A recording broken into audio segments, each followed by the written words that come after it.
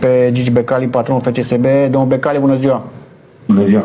Din păcate vă sunăm pentru o veste tristă, foarte tristă, nu știu dacă ați aflat. A murit Helmut Ducadam.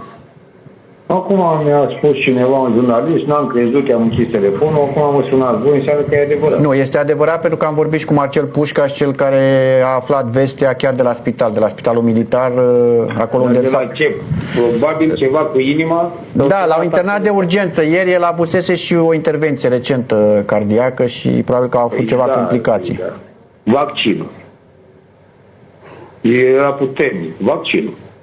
Era un om puternic, într-adevăr, chiar dacă avea atâtea probleme. Și vrei să spun ceva, adică chiar în ultimul timp nu mai am avut așa relații cu el, dar totuși el era drept. Când era vorba despre FCSB, el spunea, domnule, FCSB este Steaua, continuatoare.